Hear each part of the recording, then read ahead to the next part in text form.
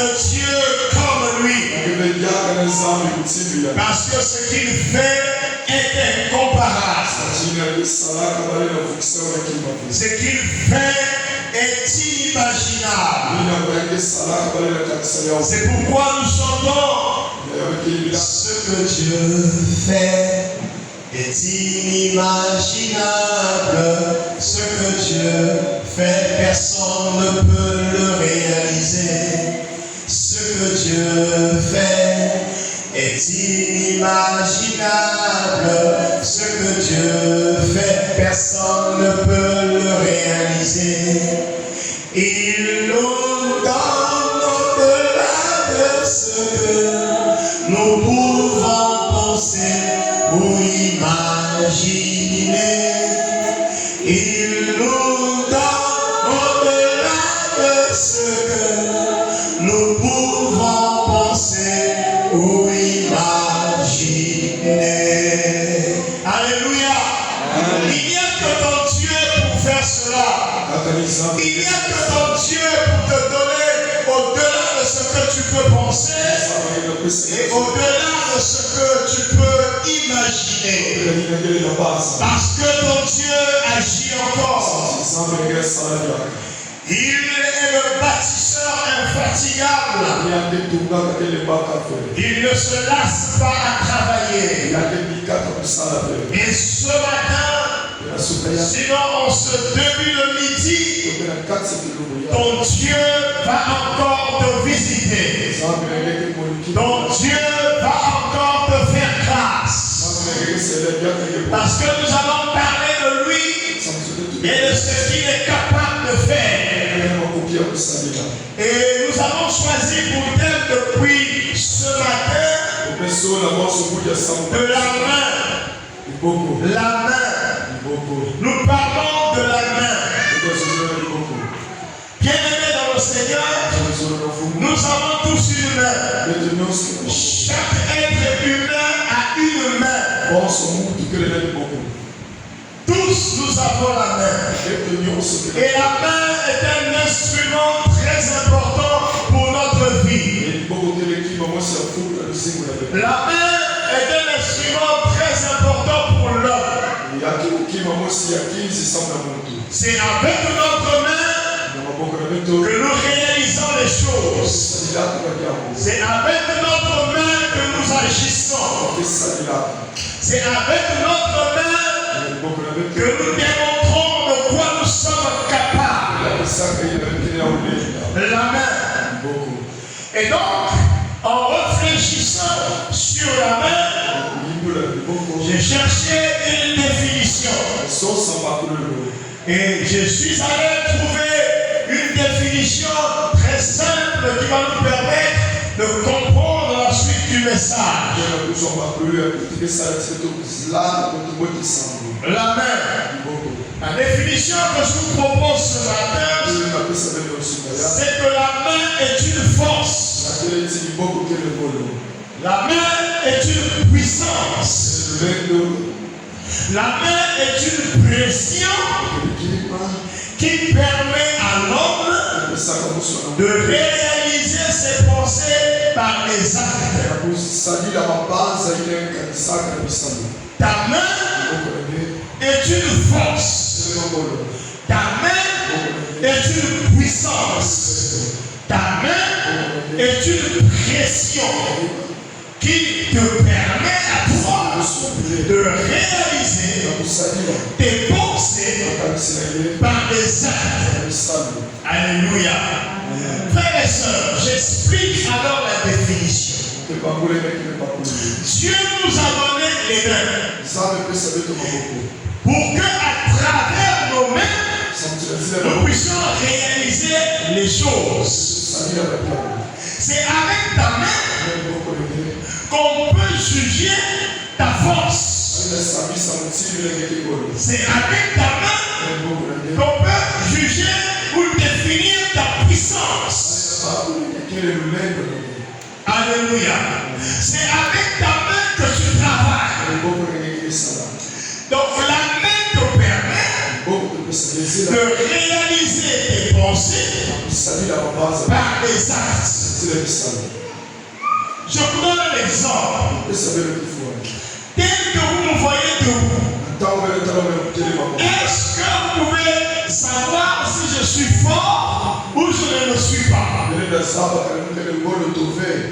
Vous saurez que je suis fort si vous me voyez réaliser les choses avec mes mains.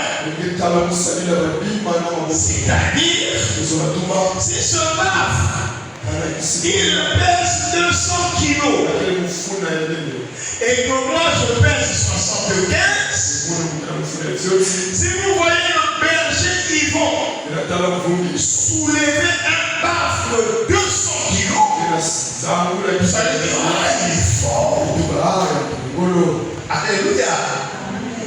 À quel moment vous allez dire, ah, il est fort? Pourquoi? C'est la réaction que vous allez avoir.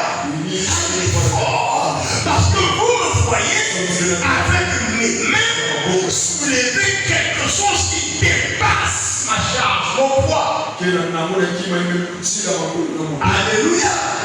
Si vous me voyez en train de faire des choses, une démonstration de la puissance, de la capacité en action, de dire, ah, il est puissant.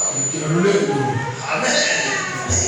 C'est-à-dire que vous allez voir mes mains actives en train d'accomplir les choses qui dépassent la capacité humaine. Alléluia. Vous allez voir le berger Yvon, il est debout, il est en train de pousser une charge de 1000 kilos, une tonne. Mais sa main a une pression de la force. J'aimerais exercer une pression sur une charge qui me dépasse. Et quand j'arrive à déplacer la charge avec la pression de mes mains, oh, mais il est fort. Il est fort. Alléluia. Donc avec nos mains, on détermine notre capacité d'agir, notre force, notre pouvoir, notre pression à exercer sur les choses. La main te permet de réaliser les pensées par les actes. Ça veut dire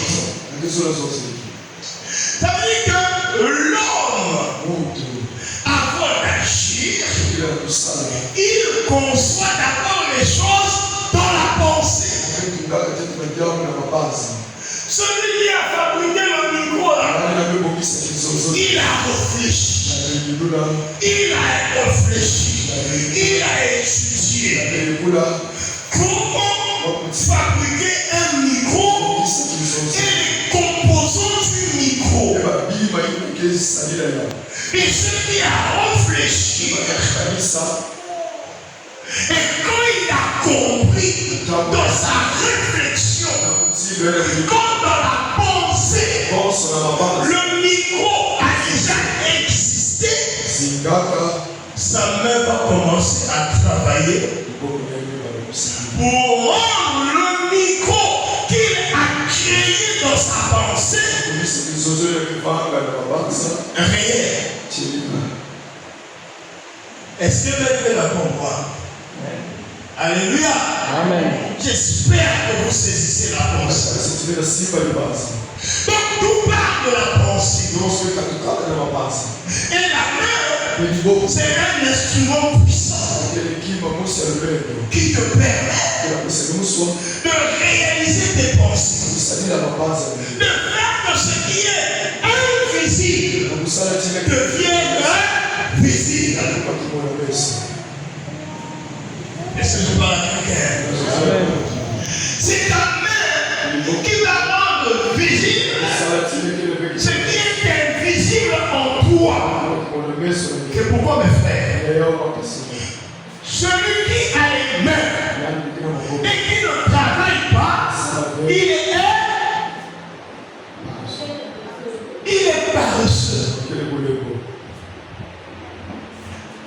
Qu'est-ce qu'on nous dit souvent? Toi, tu as les mains, mais tu ne veux pas travailler. Tu es là à demander de l'argent, alors que tu as les mains. Parce que nous savons que celui qui a les mains, il a la capacité de faire les choses. Et dans Proverbe 6, je crois le verset 10, on dit celui qui aime croiser les bras, s'il reste toujours là, croiser les bras, à ne rien faire, la Bible dit la pauvreté te surprendra.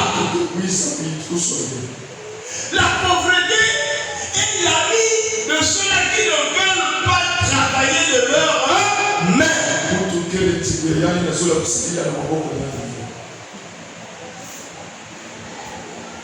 Et Dieu te dit, c'est même comme un ordre. Pas comme, mais c'est un ordre. Il dit, tout ce que ta main trouve à faire, fais-le. Parce que Dieu sait, c'est en travaillant avec ses mains qu'il va te bénir. Alléluia. Il dit, je bénirai l'œuvre de tes mains. C'est en accomplissant les choses avec tes mains que Dieu va te bénir.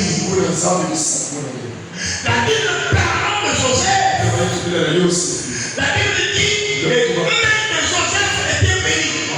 Tout ce que Joseph tenait touché avec ses mains était béni. Et Dieu multipliait les choses par les mains de Joseph. Parce que Dieu sait que c'est en travaillant que l'homme est béni. C'est en utilisant ses mains que l'homme est béni.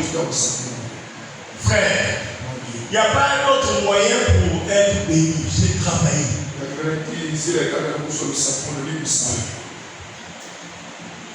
Si même que vous attendez que vous dormez chez vous, en train de prier, de parler en langue, vous allez parler toutes les langues du ciel. L'amour ne viendra pas. Vous allez prier. On obtient l'argent par le travail. Dieu ne va pas aller kidnapper les banques. Vous venez vous donner. Oh non, nous l'autant. C'est-à-dire que ça, c'est des rêves. Des gens qui ne veulent pas. Comme tu ne veux pas travailler, l'ennemi va t'envoyer des rêves. Il y a des gens qui sont riches dans leurs rêves. Il a une grande maison, il a une famille. C'est-à-dire que tu viens le réveiller, il se fâche. Parce qu'il est en train de rêver. Mais dans la vie normale, il est paresseux. On ne devient pas riche dans un rêve. Et même quand le rêve peut être prophétique, pour réaliser le rêve, tu dois travailler. Alléluia. Amen. Ça ne devient pas pécheur. Quand tu as compris ton rêve, ton songe, alors tu te mettras à travailler pour que le rêve devienne une réalité. Est-ce que je parle à quelqu'un? Amen. Donc, les bien-aimés, Dieu t'a donné la main. Dieu nous a donné les mains pour que nous puissions travailler. Regardez, frère. Ça, c'est l'œuvre de la main de l'homme. Le micro que je tiens, c'est l'œuvre de la main de l'homme. Le bâtiment qui nous abrite, c'est l'œuvre de la main de l'homme. Les voitures que nous conduisons, c'est l'œuvre de la main de l'homme. L'homme a réfléchi, l'homme a conçu, et sa main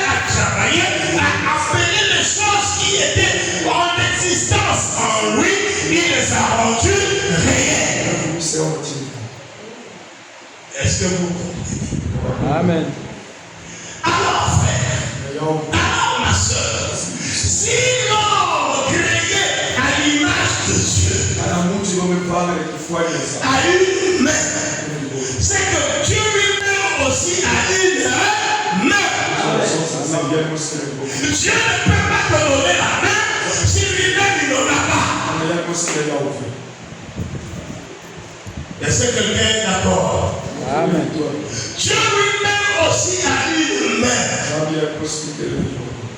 Et c'est par la main de Dieu que toute chose a été créée. Dieu a créé toutes choses par la main. Sa main a travaillé. Sa main a été à l'œuvre. Et sa main a appelé à l'existence des choses qui n'étaient pas. Donc Dieu aussi a sa main. Et nous parlons de la main de Dieu. Écoutez ce que Ésaïe dit dans son chapitre 48 au verset 13.